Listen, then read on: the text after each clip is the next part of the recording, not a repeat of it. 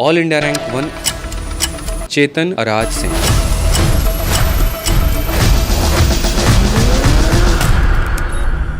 कौन कौन सा पेपर आपने क्रैक किया है? मेरा CGL 2022 में फाइनल सिलेक्शन था सर। उसके बाद में CGL 23 में मुझे इनकम टैक्स में टैक्स असिस्टेंट मिला। उसके बाद EPFO में मेरा फाइनल सिलेक्शन हो गया। इनफैक्ट ये अभी सारी जॉब मेरे हाथ में है। एक ये होता है कि माँ बाप का नाम ऊंचा करना है, वो आप ऑलरेडी 16.5 साल की उम्र में कर चुके हैं। जी सर। तो जब वो इतनी मेहनत करता था, वो रात रात में बोले पापा आप सो जाओ मैं पढ़ रहा हूँ। 7th की बात है।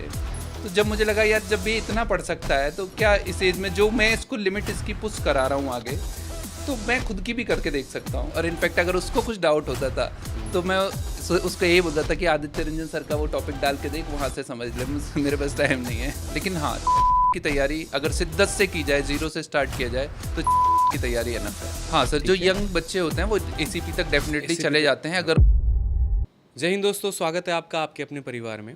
और जैसा कि आपने थंबनेल देख ही लिया होगा, यहाँ पर आपके साथ मौजूद हैं all India rank 1 ex serviceman category में SSC CPO 2023 में चेतन अराज सिंह, जिन्होंने अपनी कड़ी मेहनत की वजह से SSC CPO में दिल्ली पुलिस सब इंस्पेक्टर का पोस्ट चयनित किया हुआ है। और इसके लिए उन्होंने काफ़ी ज़्यादा मेहनत भी की है। तो आज अपनी वो सफलता की कहानी वो खुद बताएंगे कि इस उम्र में आने के बाद भी किस तरीके से उन्होंने मेहनत की और कैसे उन्होंने जो है अपने इस मुकाम को प्राप्त किया। तो स्वागत है चेतन आपका। बहुत बहुत धन्यवाद सर। कैसा महसूस हो रहा है? सर बहुत अच्छा लग रहा है। अच्छा। क्योंकि ये जो मेरा ड्रीम था कि मुझे दिल्ली पुलिस SI ज्वाइन करना है, जब मैं एयरफोर्स छोड़ने वाला था तब मैंने स्टार्ट किया था इसको। और आज जब मैंने ये अचीव किया है 2 साल के बाद, तो बहुत अच्छा लग रहा है। तो इसके पहले चेतन आप किस डिपार्टमेंट में काम कर रहे थे और कब तक, किस एज तक आपने काम किया वहाँ? सर मैंने एयरफोर्स ज्वाइन किया था 16.5 में, और मैंने 20 साल 16.5 साल की उम्र में 16 साल की उम्र में मैंने एयरफोर्स ज्वाइन किया था जी आपने? सर। और उसके बाद मैंने 20 साल एयरफोर्स में सर्विस की। और फिर अभी मैं दिल्ली पुलिस SI। एयरफोर्स में आपकी सर्विस कहाँ पे थी? सर मैं रिटायर हुआ हूँ एयरफोर्स स्टेशन माउंट आबू से। बाकी मैंने इंडिया के चारों कोने सर्व किए हैं, east west north south, last points, और सेंटर में दिल्ली गाजियाबाद में भी सर्व किया है। तो मतलब आपके सामने एक बहुत ही पक्के देशभक्त हैं जिन्होंने देश की सेवा की है। और 16.5 साल की उम्र में जो है उन्होंने भारतीय जो वायुसेना है उन्होंने ज्वाइन किया था। और उसके बाद में जो है 20 साल सर्विस करने के बाद में उन्होंने रिटायर किया यहाँ पे। तो कैसे आपका थॉट आया? जैसे जनरली लोग जो होते हैं जॉब करने के बाद में, रिटायर करने के बाद में सोचते हैं कि ठीक है अब रिटायरमेंट का पैसा आया तो अब उससे जीवन गुजार लेंगे, या एक तरीके से ऐसे होता है कि हम कोई बिज़नेस या व्यापार कर लेंगे, ठीक है, कोई दुकान या फिर कोई दूसरे ट्रेड में हम आ जाएंगे, ठीक है। लेकिन आपने मतलब एक तरीके से जॉब छोड़ने के बाद में वापस से SSC में आना, तो ये कहाँ से मोटिवेशन मिला आपको? सर एक्चुअली मैं एक बहुत हम्बल बैकग्राउंड से आता हूँ। मेरा एक जो फैमिली है वो बेसिकली फार्मर फैमिली है। हालांकि मेरे पिताजी टीचर हैं एक प्राइवेट स्कूल में, और फ़िलहाल वो प्रिंसिपल भी बन गए हैं। कि मैंने जो स्कूलिंग की है प्योर प्राइमरी स्कूल से की है, जो सरकारी स्कूल होते हैं गांव के, वो भी। और उसके बाद मैंने थ्रू आउट गवर्नमेंट स्कूल से पढ़ाई की है। और जब मैं 11th क्लास में था तो मेरा सिलेक्शन एयरफोर्स में हो गया। उसके बाद मैंने एयरफोर्स की ट्रेनिंग की। और आप ये जान के एकदम अचंभित होंगे कि मुझे पता ही नहीं था कि NDA जैसी भी कोई चीज़ होती है लाइफ में। मैं सारे अटेम्प्ट अपने खो चुका था। उसके बाद में मैं फिर ट्राई किया। मुझे लगा कि पहले तो मैं बहुत खुश था, फिर मुझे लगा कि अरे अभी तो और भी ऊपर जा सकता हूँ। फिर मैंने CDS ट्राई किया। CDS रिटन मेरा हमेशा निकला, बट SSB में मैं कभी नहीं हो पाया। अच्छा। उसके बाद AFCAT दिया। टोटल 7 अटेम्प्ट मेरे SSB के रहे, बट मैं रिकमेंड नहीं हो पाया। फिर इसी दौरान मेरी सर्विस जब 15 साल हो गई तो मैंने डिसाइड किया कि ठीक है अब गोल चेंज करते हैं, एयरफोर्स को छोड़ के SSC देखते हैं। तो वहाँ भी आप मतलब मुझे लगा कि जब से मैंने होश संभाला है 16.5 से, तब से मैंने खुद को यूनिफॉर्म में देखा है कि अब यूनिफॉर्म सर्विस ही ज्वाइन करेंगे, जिसमें मुझे सबसे अच्छा लगा दिल्ली पुलिस SI। तो फिर मैंने उसके लिए प्रिपरेशन स्टार्ट की। उसमें फिर आपका साथ मिला, तो आपने बहुत योगदान दिया। पिछली बार भी मेरे जो मार्क्स थे वो दिल्ली पुलिस SI की कट ऑफ से 22 मार्क्स ज़्यादा थे, लेकिन ओवरवेट कैटेगरी की वजह से मैं सिलेक्शन नहीं ले पाया, मेडिकल आउट हो गया। और उसके बाद फिर मेरे पास 2 टास्क थे। एक तो वेट रिड्यूस करना है, तो इस जर्नी में मैंने लगभग 18 किलो वज़न भी कम किया और तैयारी भी की। लेकिन फाइनली जब ड्रीम अचीव हो जाता है तो बहुत अच्छा लगता है सर। क्या बात है, बहुत शानदार। तो इतना करने के बाद तब आपने अपनी पूरी जर्नी स्टार्ट की। और अगर हम बात करें यहाँ पर तो सीपीयू के बारे में जो आपको ख्याल आया, जी सर। तो आपने सोचा कि सीपीयू की ये जो पेपर है इसकी तैयारी मैं कैसे करूँगा, और जी सर। मतलब किस तरीके से आपने अपने जर्नी को स्टार्ट किया यहाँ पे सीपीयू में? सर देखिए, जब जैसा कि मैंने आपको बताया, मैं पूरी सर्विस लगभग पढ़ता तो रहा ही, मैंने पढ़ाई कभी छोड़ी नहीं। फिर उसके बाद में अगेन जब ख्याल आया सेकंड कैरियर का, तो जनरली लोग एक्स सर्विसमैन जो है वो बैंक प्रेफर करते हैं, क्योंकि वहाँ पे प्रोटेक्शन मिलता है, उनको पेमेंट बिल्कुल, अच्छी बिल्कुल, मिलती है। सही बात है। बट आई थॉट कि rather than going for money I will go for uniform. जो मुझे दिल्ली पुलिस एसआई ही सबसे अच्छा लगा, और मैं यहीं का हूँ, बेसिकली दिल्ली एनसीआर का हूँ, तो मुझे लगा कि यही ज्वाइन करना है। इसीलिए पिछली बार ना होने के बाद भी मैंने होप नहीं खोई, और 3 सिलेक्शन फाइनल ज्वाइनिंग आने के बाद भी मैंने किसी जॉब को ज्वाइन नहीं किया। मैं बोला कि ठीक है, जब दिल्ली पुलिस एसआई है तो एक बार फिर से ट्राई करता हूँ, और जो फाइनली मेरा हुआ। और इसके लिए आपने प्रिपरेशन शुरू कैसे किया? जैसे अगर हम बात करें मैथ्स को लेकर के, रीजनिंग को लेकर, जीएस और इंग्लिश की स्ट्रेटजी आपकी यहाँ पर क्या थी? क्या आपने कितने मॉक टेस्ट दिए और इस तरीके से? सर देखिए, मैथ्स, सबसे पहले मैं मैथ्स पे आऊँगा। मैथ्स में जो आपकी जो बुक है सर, वो बहुत अच्छी है, और आपने जो कंसेप्ट, आपका जो अप्रोच है कि बच्चे को कौन क्या सी चाहिए। किताब आपने पढ़ी थी मैथ्स में? सर मैंने आपकी जो किताब थी, जो सीजीएल वॉरियर है, उससे पूरी प्रैक्टिस की थी। बाकी मैंने आपका ऑनलाइन बैच लिया था, वीओडी बैच जो है आपका, वीओडी वीओडी बैच लिया था, हाँ, रिकॉर्डेड बैच। वो मैंने देखा, उसको 2-3 बार रिवाइज किया अच्छे से। बाकी फिर सीजीएल वॉरियर वाली बुक को पूरा लगाया। अच्छा, बस उतना ही काफ़ी है सर। उतना ही काफ़ी। उतना ही काफ़ी है। देखो, काफ़ी सारे बच्चों के मन में ये रहता है कि हम प्रीवियस ईयर की काफ़ी मोटी किताबें बनाएंगे तो ही होगा। मैं अक्सर ये बात बोलता हूँ कि जिस बच्चे के पास में हमारा बैच है, तो वो बस अगर मानिए सीपीयू की तैयारी कर रहा है तो सीपीयू वैरियर लगा लो, या सीजीएल वैरियर भी लगा लो, और अगर आप बाकी एग्ज़ाम्स की तैयारी कर रहे हैं तो सीजीएल वैरियर लगाइए, वो इनफ है। कारण क्योंकि शीट के अंदर में हमने ऑलरेडी सभी एग्ज़ाम्स को कवर किया होता है, और हर लेवल, हर टाइप के सारे क्वेश्चंस होते हैं। तो जब आप वहाँ से पढ़ते हैं तो आपके लिए ऑलरेडी सारी चीज़ें जो एकदम लय में मिल जाती हैं, और आपका पूरा का पूरा जो है वो प्रिपेयर हो जाता है वहाँ पे। तो मैथ्स में कितना स्कोर था आपका सीपीयू में?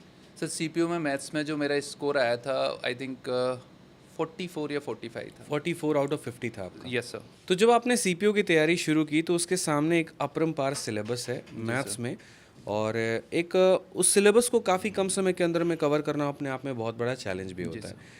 तो आपने मतलब आपको कैसे पता चला मैथ्स का हमारे सोर्स के बारे में, हमारे बैच के बारे में, या जैसे भी? सर देखिए, मैं जब तैयारी कर रहा था तो पहले इनिशियली मैंने बहुत सारी जगह पे देखा और समझने की कोशिश की। फिर अल्टीमेटली मैं एक दिन ऐसे ही लाइब्रेरी में बैठा हुआ था, तो एक लड़के से जो मेरे बराबर में बैठा था, मैंने उससे पूछा, यार मैथ्स कहाँ से पढ़ रहे हो? तो उसने बताया कि आदित्य रंजन सर से पढ़ रहे हैं। मैंने कहा ठीक है, एक बार हम भी ट्राई कर लेते हैं, देखते हैं।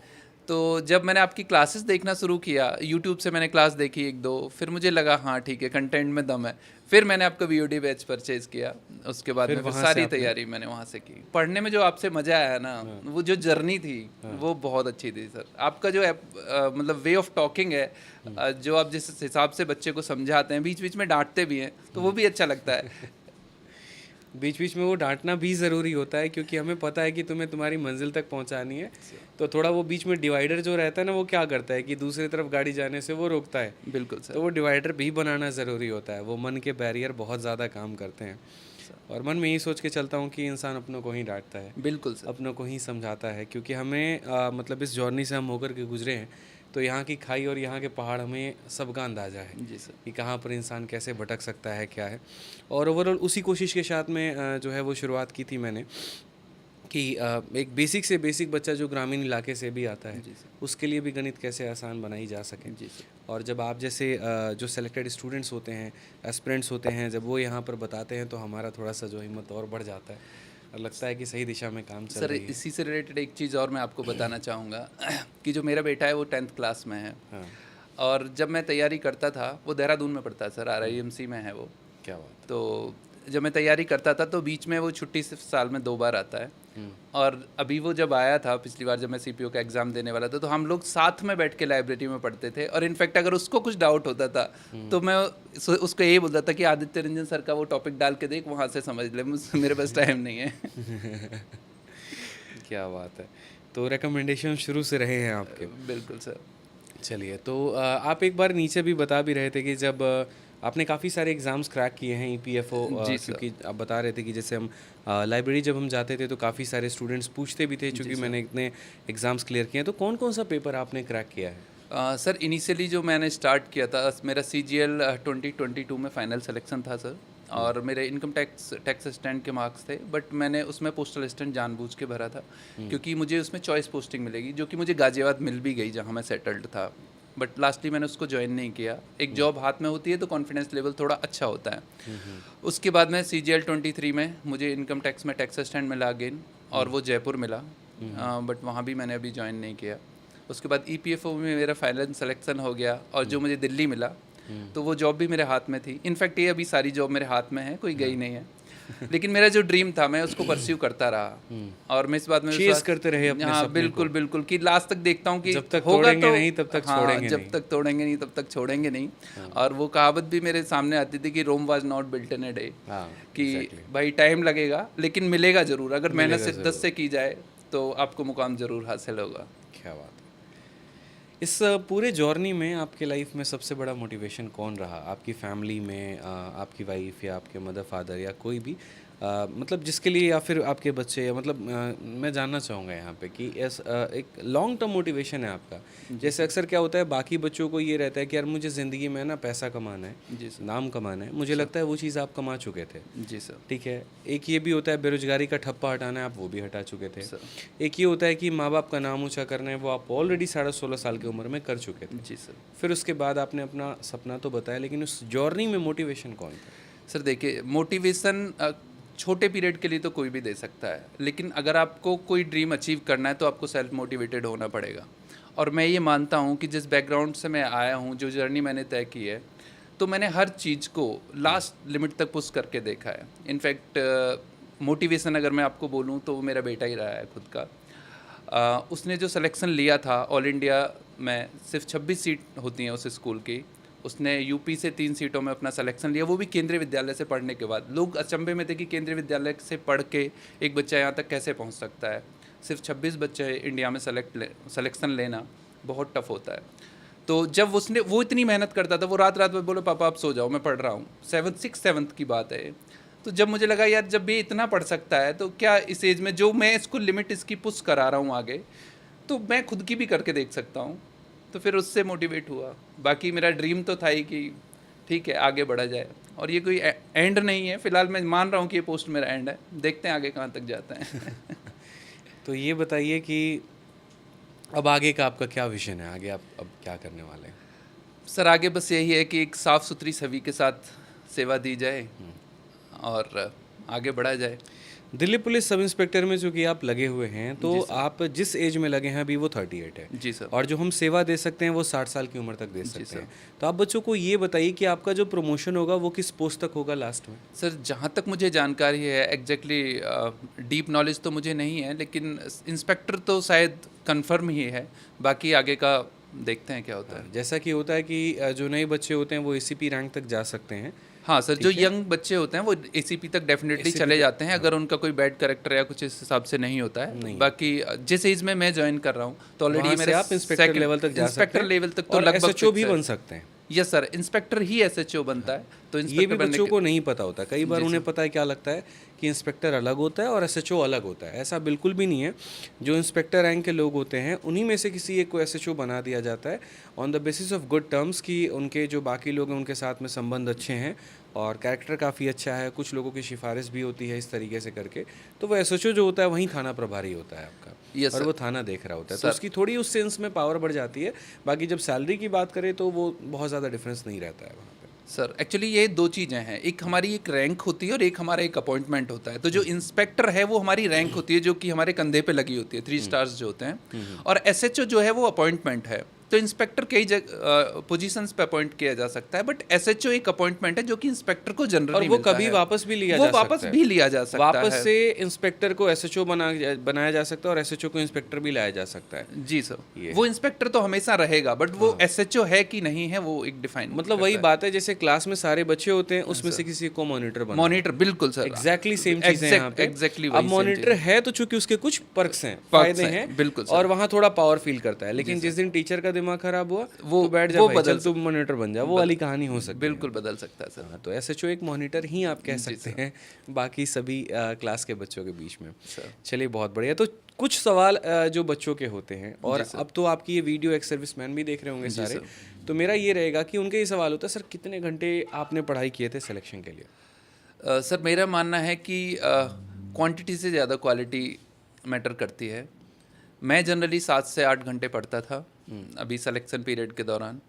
बाकी आपका जो मतलब जो बैच मैंने जब से लिया तो काफ़ी क्रिस्प जल्दी से सब कुछ कवर हो जाता है, तो जल्दी भी किया जा सकता है। हालांकि मुझे तो टाइम लगा, 5-6 महीने मुझे लग गए, और मेरी जर्नी ऐसी रही है कि पिछली बार भी क्वालिफाई होने के बाद मैंने ज्वाइन नहीं किया, तो फिर तो मेरे लिए और भी ईजी हो गया था। लेकिन हाँ, 6 महीने की तैयारी अगर शिद्दत से की जाए, ज़ीरो से स्टार्ट किया जाए, तो 6 महीने की तैयारी इनफ है। चलिए बहुत शानदार। इसमें आप मॉक टेस्ट को कब टाइम देते थे? सर एक बार सबसे पहले अगर फोकस किया जाए तो पहले एक बार कोर्स पूरा कंप्लीट करने के बाद फिर आप मॉक टेस्ट दो, जहां आप फंस रहे हो वो चैप्टर आप फिर से रिवाइज कर सकते हो। ये एक बहुत बड़ा क्वेश्चन मार्क होता है कि मॉक टेस्ट देने का सही समय क्या है, सही तरीका क्या है। मुझे ऐसा लगता है यहाँ पर कि मैं भी जो बच्चों को बताता हूँ ये कि देखो, जब तुम चैप्टर पढ़ने जाओगे तो तुम्हें लगेगा मॉक देना है, और जब तुम मॉक देने जाओगे गलती होंगी तो लगेगा चैप्टर कंप्लीट करना है। इसके बीच का बैलेंस होना बहुत ज़रूरी है। जब आपकी तैयारी शुरू में आधी अधूरी है तो उस केस में आप यहाँ पर अपने सब्जेक्ट के ऊपर में, टॉपिक के ऊपर में फोकस करिए, और जब आपकी तैयारी हो जाती है तो उसके बाद में आप मॉक टेस्ट दीजिए। जी सर। और मॉक टेस्ट को भी अच्छे से एनालाइज करिए और उनकी गलतियों के ऊपर में काम करिए। यस सर, मेरा भी यही मानना है कि हम पहले एक बार सिलेबस कंप्लीट कर लें। जब हम मॉक देंगे तो हमें खुद ही पता चलेगा कि यहाँ हम वीक हैं, जो क्वेश्चन हमसे नहीं होगा तो हमें पता चलेगा कि हाँ ठीक है, ये हम कंसेप्ट हमें समझ नहीं आया, आप उसको फिर से रिवाइज करिए। फिर जब मॉक देते रहेंगे तो आपका रिवीजन ऑटोमेटिकली होता रहेगा हर टॉपिक का। चलिए, तो लास्ट में बच्चों के लिए कुछ आप मैसेज देना चाहेंगे? जी सर, मैं बच्चों के लिए बस यही मैसेज देना चाहूँगा कि आप मेहनत में और प्रैक्टिस में, फिलहाल मतलब तैयारी में जितना आप पसीना बहाएंगे आपको उतना ही कम खून बहाना पड़ेगा जब आप एग्ज़ाम देंगे। क्या बात है, बहुत शानदार। तो इसी के साथ आप लोगों से ही बोलेंगे कि एक बहुत ही ज़बरदस्त जर्नी रही हमारी, और जिस तरीके से इन्होंने अपने ज़िंदगी में मेहनत की है, और इनके लाइफ में भी इनके बेटे जो हैं वो एक मोटिवेशन रहे, उसको देखकर भी इन्होंने काफ़ी ज़्यादा सेल्फ मोटिवेटेड किया। और ये स्ट्रगल भी काफ़ी रहा, क्योंकि 20 साल देश की सेवा करने के बाद में अक्सर इंसान को लगता है कि शरीर टूट गया है, मन हार गया है और हम थक गए हैं, थोड़ा बैठ लेते हैं, आराम कर लेते हैं। लेकिन उसके बाद से वापस से लाइफ में वो रीस्टार्ट करना और वापस से एक और ड्रीम को चेस करना, वो अपने आप में एक बड़ी बात होती है। बहुत ही सिंपल तरीके से 6 महीने में इन्होंने अपनी बहुत ही शानदार तैयारी की, और सभी सब्जेक्ट के ऊपर में काफ़ी बढ़िया इन्होंने कमांड बनाया। आप लोगों से भी इतना ही बात कहेंगे मेरे भाई कि आप भी मेहनत करते रहो, और जिस तरीके से आज इनके पास सिलेक्शंस की भरमार है, वैसे आप लोग भी जो है अपने सपनों को पूरा करो अपने मेहनत के दम पे, क्योंकि कभी मेहनत खाली नहीं जाती है। आप जो मेहनत करेंगे वो कहीं ना कहीं किसी ना किसी फॉर्म में रीपे आपको मिलेगा ही मिलेगा। ठीक है, तो बढ़िया से आप लोग मेहनत करिए, हमारी दुआएं आशीर्वाद हैं, और मैथ्स में टेंशन मत लीजिए, वो हम हैं संभाल लेंगे। ठीक है बिल्कुल, आदित्य रंजन सर पर विश्वास रखिए। हाँ। और जो कंटेंट सर ने प्रोवाइड किया है वो इनफ है, कोई भी एग्ज़ाम निकाल सकता है। CGL CPO तो छोड़ो, और भी अगर कोई एग्ज़ाम होगा, इनफैक्ट मैंने तो और भी एग्ज़ाम जैसे EPFO भी निकाला इसी कंटेंट के बेस पे, तो पक्का होगा। मतलब मैथ स्पेशल बैच से आप किसी भी वन डे कॉम्पिटिटिव एग्जाम्स किसी को भी आप निकाल सकते हैं। चलिए, बहुत शानदार। तो बहुत अच्छा लगा बच्चों। बाकी अगर कोई और भी डाउट है आप लोगों का तो कमेंट बॉक्स में ज़रूर बताइएगा। वीडियो को लाइक और हर जगह पे शेयर ज़रूर करिएगा। धन्यवाद। बहुत बहुत धन्यवाद सर।